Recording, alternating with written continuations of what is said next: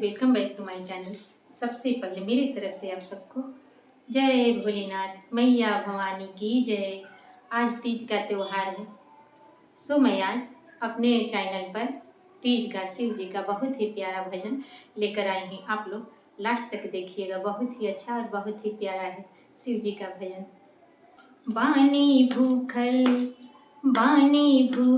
तीज के बरतिया हो, बानी भूखल तीज के बरतिया हो, बिनती करी सुन ली मोरे अरजिया हो।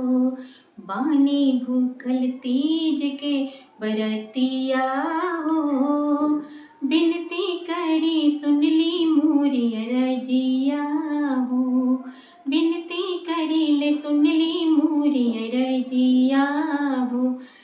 करी स्वीकार गंगा जल नाम के, करी स्वीकार गंगा जल नाम के, सजवले रही शिव जी हमरो हो, सिंदूरा हमार मांग के, सजवले रही शिव जी हमरो हो, सिंदूरा हमार मांग के।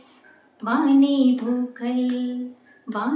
भूखल तीज के बरतिया हो, बिनती सुन ली करी हम अरजिया हो, बिनती करी सुन ली मोरे अरजिया हो। करी स्वीकार गंगा जल नाम के, सजवले रही शिव जी हमरो हो, सिंदूरा हमार मांग के, सजवले रही शिव जी हमरो हो, सिंदूरा हमार मांग के। स्वर्ग जैसन रौरे दिहनी घर परिवार हो, स्वर्ग जैसन रौरे दिहनी घर परिवार हो।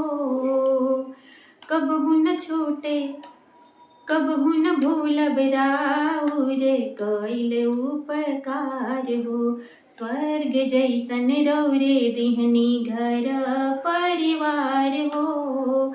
कबहु न भूलब राउर कइल उपकार हो। कृपा करिहा बस एगो बेटी मान के, कृपा करिहा बस एगो बेटी मान के, सजवले रहिहा हो, सजवले रहिहा शिव जी हमरो हो, सिंदूरा हमार मांग के। नैहर से ससुरा लेके रहे खुशहाल हो, नैहर से ससुरा लेके रहे खुशहाल हो। परे ना विपतिया इतने रखी है ख्याल हो, नैहर से ससुरा लेके रहे खुशहाल हो। परे ना कमनो विपतिया इतने तू रखी है ख्याल हो, परे ना विपतिया इतने रखी है ख्याल हो। सजवले रही है शिव जी हमरो हो, सिंदूरा हमारी मांग के। जैसे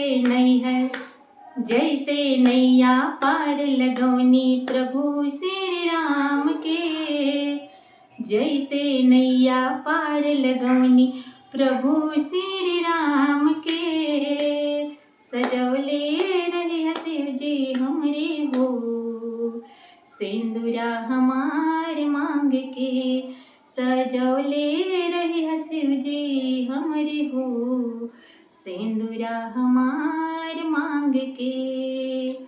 अगर मेरा ये वीडियो भजन आप लोग को अच्छा लगा होगा तो प्लीज़ लाइक शेयर सब्सक्राइब जरूर कर दीजिएगा और कमेंट में बताइएगा मेरा ये भजन आप लोग को कैसा लगा। फिर मिलती हूँ अगले वीडियो में। तब तक मेरे तरफ से आप सबको हर हर महादेव, मैया भवानी की जय।